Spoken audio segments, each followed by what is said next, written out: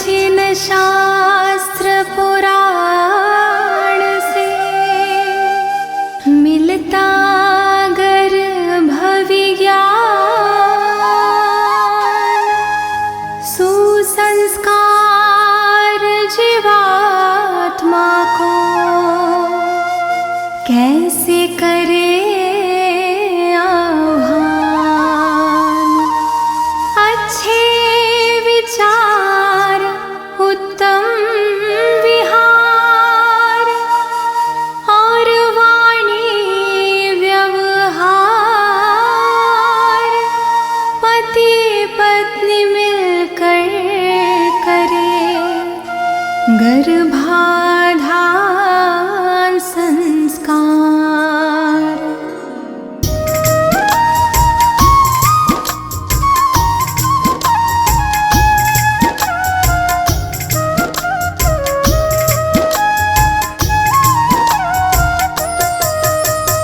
दंपति चाहे गर्भाधारण, करी गर्भाधान मंत्र उच्चारण।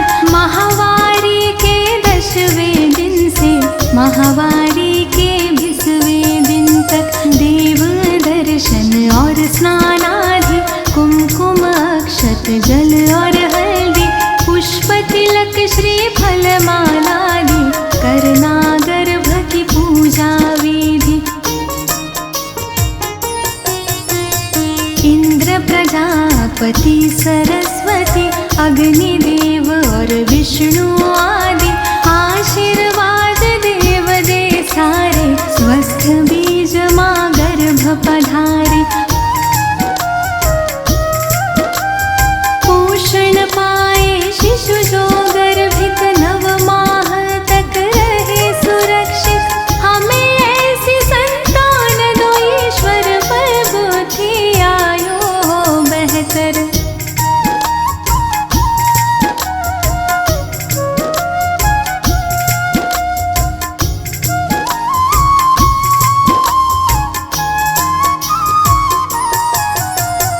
कलश दीप का करके स्थापन, विवरण नद शुभ दीप जलावन।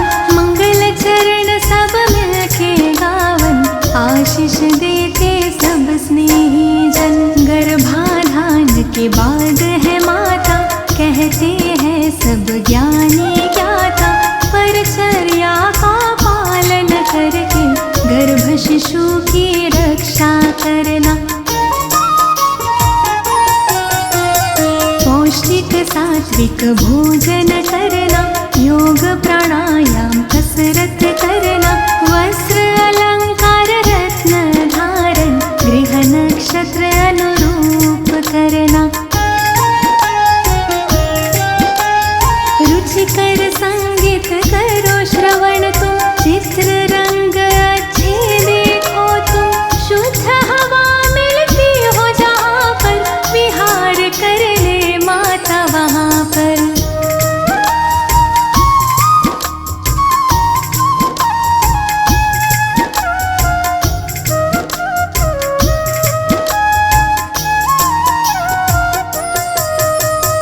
औषधि नसीकरण और चलना, घात अघात से सदा संभलना।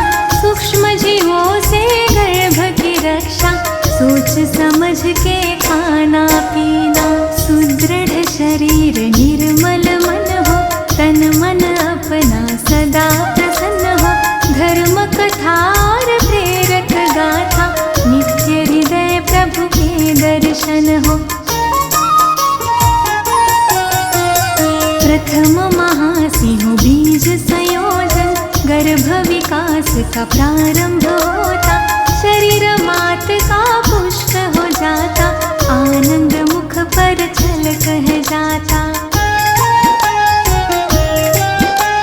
द्वितीय मास पंचतत्व है बनता, गर्भ में शिशु की होती है रचना। निर्माण क्रिया में वेग है आता, शिशु आकारित बनने लगता।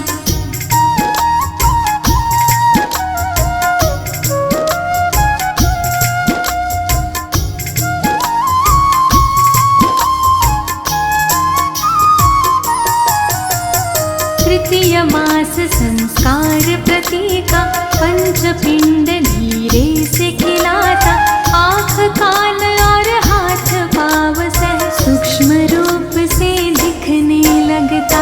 शिशु हृदय चतुर्थ में बनता, गर्भ जरा सा हिलता डुलता, माता गर्भ का मिलन है होता, गर्भ मात नाभि से जुड़ता। पंचमास से श्रवण क्रिया हो, मंत्र उच्चारण की विधि हो, मात पिता जो कुछ भी बोले, गर्भ शिशु प्रतिक्रिया में डोले। षष्ठ मास ओजस है आता, मन बुद्धि का विकास होता, काया कल्प है होने लगता, शिशु स्वयं संवरने लगता।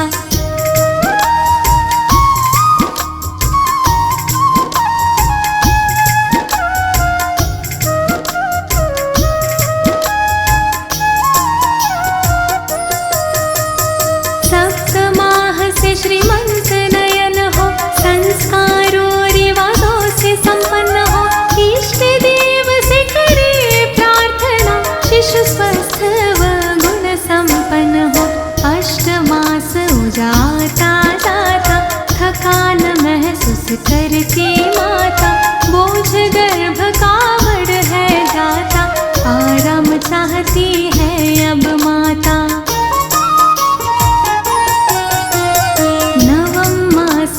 स्थिर हो जाता, रक्षा सूत्र है बंधा जाता, पूर्णतः गर्भ विकासित होकर प्रसन्न वो मुख पर है आ जाता।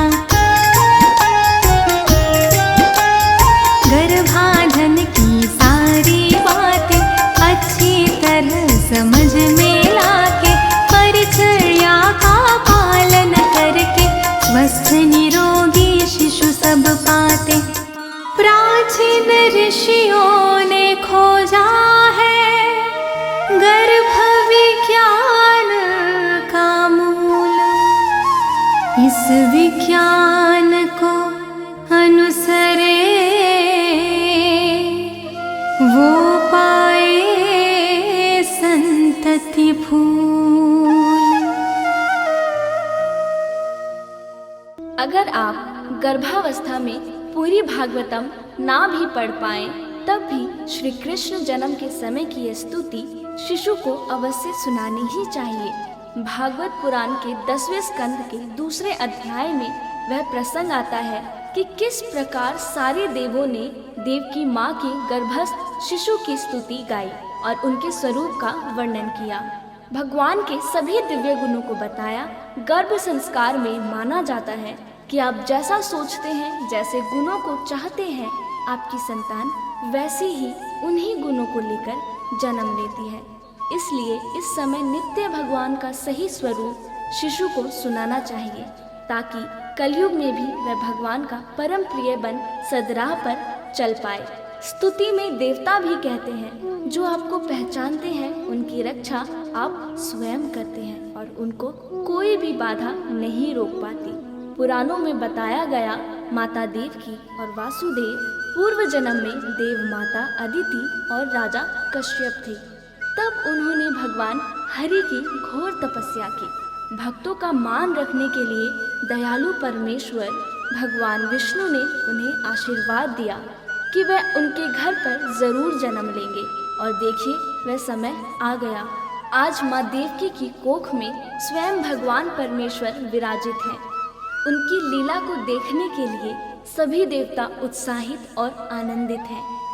गर्भ स्तुति भगवान श्री कृष्ण के जन्म से पूर्व देवताओं ने कारावास में आकर गाई थी। इस स्तुति को रोज ध्यान से सुनने से शिशु में भी भगवान जैसे ही गुण आते हैं। आइए श्रद्धा पूर्वक पाठ प्रारंभ करें। सर्वप्रथम परीक्षित जी भागवत पुराण के 25वें और 26वें श्लोक में कहते हैं, श्री हरि के लीला दर्शन हेतु भगवान शंकर, ब्रह्मा जी, नारद आदि ऋषि कंस के कैद खाने में आए। वहाँ श्री हरि को देख इस प्रकार स्तुति करने लगे, आप सत्य संकल्प हैं, सत्य स्वरूप हैं। सृष्टि के पूर्व, प्रलय के पश्चात तथा इस दृश्यमान जगत की स्थिति में तीनों अवस्थाओं में सिर्फ आप ही सत्य हैं। पृथ्वी, जल, वायु और आकाश, ये 5 दृश्यमान शक्ति भी आपके ही रूप हैं। आप इस दृश्यमान जगत की शाश्वत, जो कभी नहीं मिटता, वह रूप है। भगवान, हम सभी बस आपके सत्य स्वरूप के शरण में ही आए हैं। हे प्रभु, आप ही इस संसार रूपी वृक्ष की उत्पत्ति के आधार हैं। आप में ही इसका प्रलय होता है और आपकी कृपा से ही इसकी रक्षा होती है। जिनका चित्त आपके द्वारा ही की गई माया से भ्रमित हो जाता है, वह सत्य को नहीं समझ पाते और वह संसार की उत्पत्ति, उसका रक्षण करने वाले और प्रलय करने वाले ब्रह्म देवताओं को अलग अलग रूप में देखते हैं। परंतु तत्वज्ञानी पुरुष तो सबके रूपों में केवल आपका ही दर्शन करते हैं। आप ज्ञान स्वरूप आत्मा हैं। आप ही इस जगत के कल्याण के लिए अनेकों रूप धारण करते हैं। आप संत पुरुषों की रक्षा करने वाले, दुष्टों को उनकी दुष्टता का दंड देने वाले परम न्यायकारी हैं। हे कमल नयन, कुछ लोग ही आपके दर्शन कर पाते हैं। सृष्टि के समस्त पदार्थों और प्राणियों में आपके रूप में अपना चित्त लगा पाते हैं, अर्थात हर अच्छाई में आपको देख पाते हैं। ऐसे सत्पुरुष आपके चरण कमल रूपी जहाज का आश्रय लेकर इस संसार रूपी भव सागर को आसानी से पार कर पाते हैं। आज तक सभी ऋषि संतों ने इसी एकमात्र जहाज से संसार सागर को पार किया है।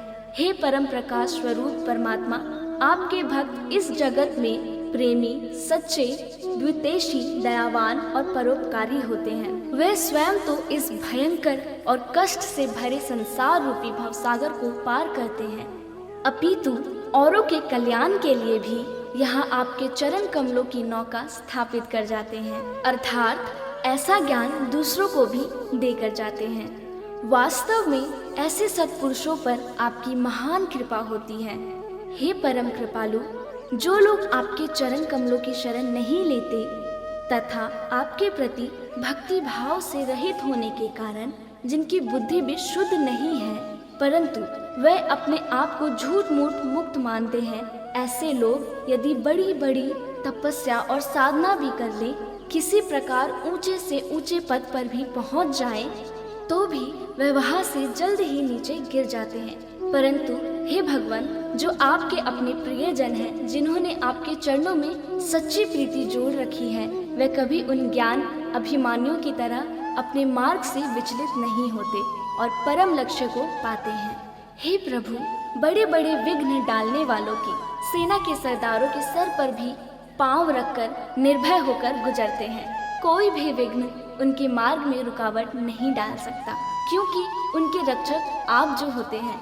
हे प्रभु, आप ही संसार के समस्त बेहद धारियों परम कल्याण प्रदान करने वाले विशुद्ध, सात्विक, सच्चिदानंदमय, परम दिव्य मंगल रूप हैं। उस रूप से प्रकट होने से ही आपके भक्त वेद, कर्मकांड, अष्टांग योग, तपस्या और समाधि के द्वारा आपकी आराधना करते हैं। हे प्रभु, आप सबके विधाता हैं। यदि आपका ये विशुद्ध स्वरूप ना हो तो अज्ञान और उसके द्वारा होने वाले दुष्प्रभाव को नष्ट करने वाली शक्ति किसी के भी पास नहीं होगी। वास्तव में जगत में दिखने वाले तीनों गुण सत, रज, तम आपके हैं और आपके द्वारा ही प्रकाशित होते हैं। यह सत्य है, परंतु इन गुणों के प्रकाश से भी आपके स्वरूप का केवल अनुमान ही होता है। आपके वास्तविक स्वरूप का साक्षात्कार नहीं होता। हे भगवान, मंत्र और वेद वाणी के द्वारा भी आपके स्वरूप को नहीं पहचाना जाता, क्योंकि उनके भी बस आप साक्षी हैं। इसलिए आपके गुण, जन्म और कर्म आदि के द्वारा आपको पहचाना नहीं जा सकता। फिर भी प्रभु आपके भक्तजन उपासना और ध्यान में आपका दर्शन पाते हैं। देखा गया है, जो पुरुष आपको मंगलमय नामों और रूपों का श्रवण, कीर्तन, स्मरण और ध्यान करता है और आपके चरण कमलों की सेवा में ही अपना चित्त लगाए रहता है, उसे फिर जन्म मृत्यु संसार के चक्र में नहीं आना पड़ता। संपूर्ण दुखों को हरने वाले भगवान सर्वेश्वर हैं। यह पृथ्वी तो आपके चरण कमल ही हैं। आपके अवतार से इसका भार दूर होगा। धन्य है प्रभु, हमारे लिए बड़े सौभाग्य की बात है कि हम लोग आपके सुंदर सुंदर चिन्हों से युक्त चरण कमलों के द्वारा विभूषित पृथ्वी को देखेंगे और स्वर्ग लोक को भी आपकी कृपा से कृतार्थ करेंगे। प्रभु, आप अजन्मा हैं, अर्थात आपका कभी जन्म नहीं होता। फिर भी यदि आपके जन्म के कारण के संबंध में हम कोई तर्क ना करें तो यह कह सकते हैं आपका दिल विनोद है। ऐसा कहने का कारण ये है कि आप तो जन्म मरण से परे शाश्वत सच्चिदानंद स्वरूप हैं। इस जगत की उत्पत्ति, स्थिति तथा प्रलय सब कुछ आप में ही स्थापित है। हे प्रभु, आपने जैसे अनेकों बार मत्स्य, कश्यप, नरसिंह, वराह, हंस, राम, परशुराम और वामन अवतार धारण करके हम लोगों की और तीनों लोगों की रक्षा की है, वैसे ही आप इस बार भी पृथ्वी का भार हरण कीजिए। यदुनंदन, हम आपके चरणों में वंदना करते हैं। देवता देवकी जी को भी संबोधित करते हुए कहते हैं, माता जी, ये बड़े सौभाग्य की बात है। आपकी कोख में हम सबका कल्याण करने के लिए स्वयं भगवान पुरुषोत्तम अपने ज्ञान बल आदि अंशों के साथ पधारे हैं। तब आप तन से तनिक भी मत डरिए। अब तो बस कुछ ही दिनों का मेहमान है। आपका पुत्र यदुवंश की रक्षा करेगा। इस पूरे जगत का वह कल्याण करेगा। संपूर्ण पृथ्वी प्रभु की आभारी युगों युगों तक रहेगी।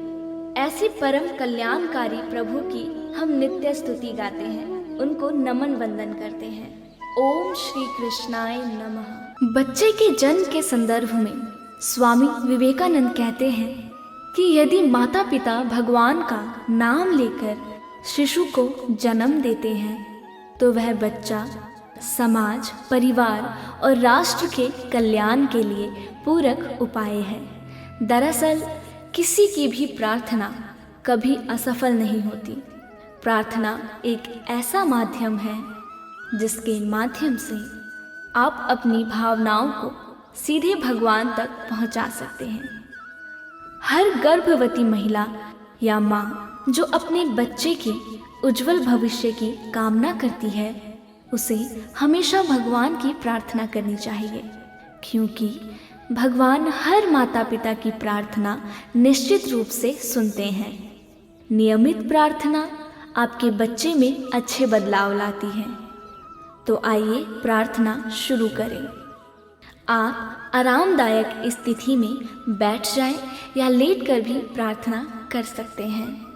यदि आप गर्भवती हैं तो अपने दोनों हाथ अपने पेट पर रखें, और यदि आपका बच्चा आपके सामने है तो अपने दोनों हाथ उसके सिर पर रखें और उसे देखते हुए अपनी दोनों आंखें बंद कर लें और प्रार्थना करें, हे भगवान, नवजीवन के निर्माण के लिए और निसर्ग चक्र जारी रखने के लिए आपने मुझे चुना, इसलिए मैं आपको बहुत बहुत धन्यवाद देती हूँ। भगवान, यह बच्चा आपका है, आपका ही एक हिस्सा है। इस बच्चे को पालने की मुझे शक्ति दें ताकि इस बच्चे को मैं आपके जैसा बना सकूं। मुझे पता है कि आपने मेरे बच्चे की रक्षा और पालन पोषण करने का फैसला किया है और उसकी देखभाल करने की, उसे पालने की जिम्मेदारी केवल मुझे सौंपी है। मैं जानती हूँ कि मुझे धैर्य, शांति और संतुष्टि के साथ काम करना होगा। उसे बड़ा करना यह आसान काम नहीं है, लेकिन आप मेरे साथ हैं और हर समय मेरा मार्गदर्शन करते हैं। यह विश्वास मुझे प्रेरित करता है। हे प्रभु, मेरे गर्भ से एक स्वस्थ, वीर एवं सर्वगुण संपन्न शिशु जन्म ले और मेरा शिशु बुद्धिमान, पराक्रमी, विवेकशील, परोपकारी, आदर्शवादी से और अपने कुल का नाम संपूर्ण विश्व में रोशन करे। हे प्रभु, मेरा बच्चा धार्मिक हो, खुश हो, संतुष्ट हो, उसका जीवन प्रेम और संवेदनशीलता से भरा हो। उसे बुरे व्यसनों से दूर रखो। वह अपनी आध्यात्मिक शक्ति से दुनिया का नेतृत्व करे। अब अपने बच्चे को बताएं कि तुम एक महान आत्मा हो और मैं तुम्हारा सम्मान करती हूँ। मैं जानती हूँ कि आत्मा की नज़र में मैं और तुम और मैं एक ही हैं। इस जन्म मुझे अपनी माँ के रूप में चुनने के लिए मैं तुम्हारी बहुत बहुत आभारी हूँ। मैं हमेशा तुम्हारा आदर करूँगी और तुम्हें ऐसे संस्कार देने का प्रयास करूँगी कि सभी तुम्हारा सम्मान करें। भगवान आपको ब्रह्म ज्ञान में निपुण बनाए। इस जीवन में आपके साथ ऐसा हो कि आप केवल अच्छे कर्म ही करें। आपका जीवन प्रेम, शांति और खुशियों से भरा हो। हे भगवान, अंत में मैं बस इतना ही कहना चाहती हूँ कि आपने मुझे मातृत्व का वरदान दिया है। आपने मुझे जो जीवन दिया उसका मैं पूरी निष्ठा से ख्याल रखूँगी और उसे सही रास्ते पर चलने के लिए प्रेरित करूँगी। अब इस वार्तालाप को यही समाप्त करते हुए प्रार्थना करना शुरू करते हैं। ओम अस्तो मा सद्गमय, तमसो मा ज्योतिर्गमय, मृत्योर्मा अमृतम गमय। ओम शांति शांति। राधा पद कमल रज, सिर धरी यमुना कूल, वर्णो चालीसा सरस, सकल सुमंगल मूल।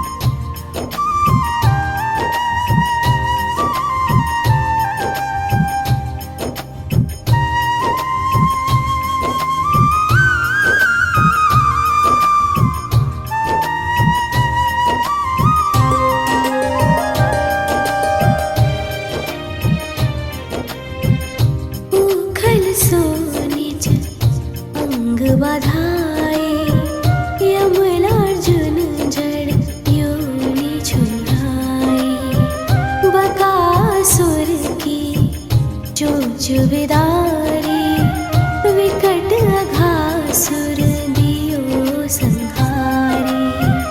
ब्रह्मा बालक वत्स चुराए, मोहन को मोहन हित आए। बाल वत्स सब बने मुरारी, ब्रह्मा विनय करे तब भारी।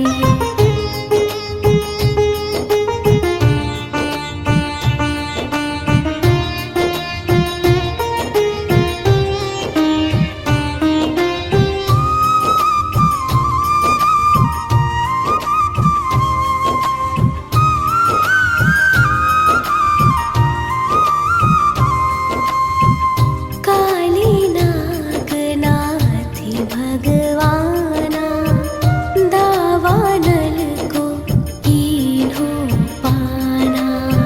सखन संग खेलत सुख पायो, श्री दामा निज कंद चढ़ायो। चीर हरण करी सीख सिखाए, नख पर गिरवर लियो उठाए।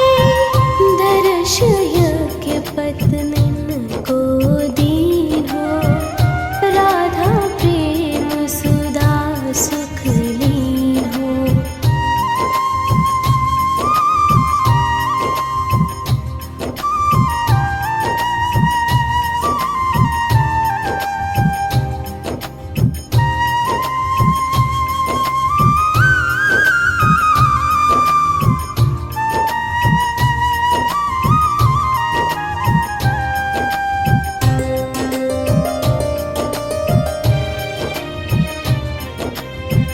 नंद ही वरुण लोक सोलाए, ग्वालन को निज लोक दिखाए।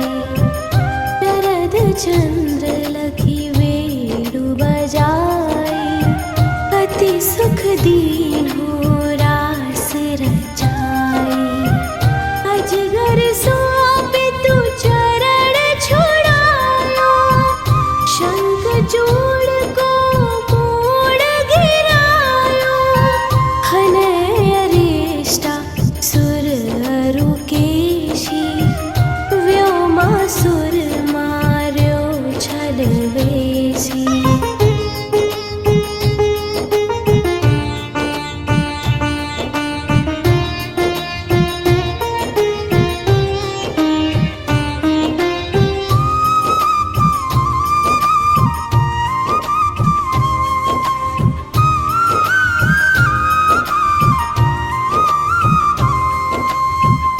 व्याकुल ब्रज तजी मथुरा आए, मारे कंस यदुवंश बसाए।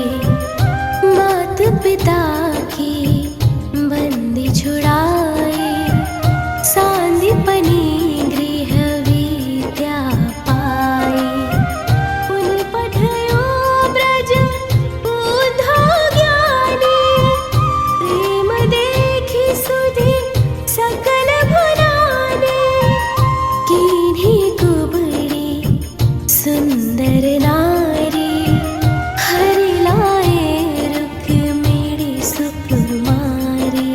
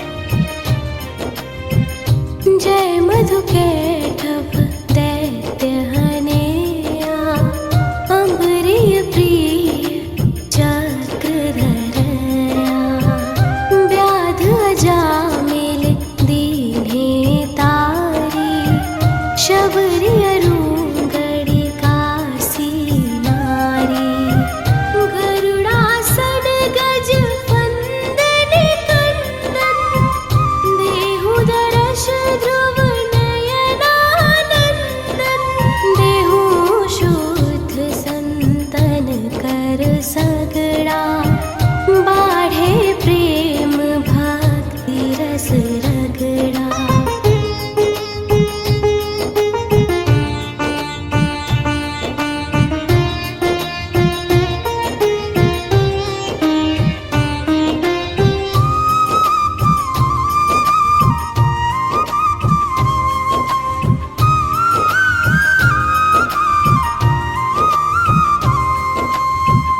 देहु दिव्य वृंदावन बासा, छूटे मृग तृष्णा जग आशा, तुम्हरो ध्यान धरत शिव नारद, शुक सनकादिक ब्रह्म विशारद।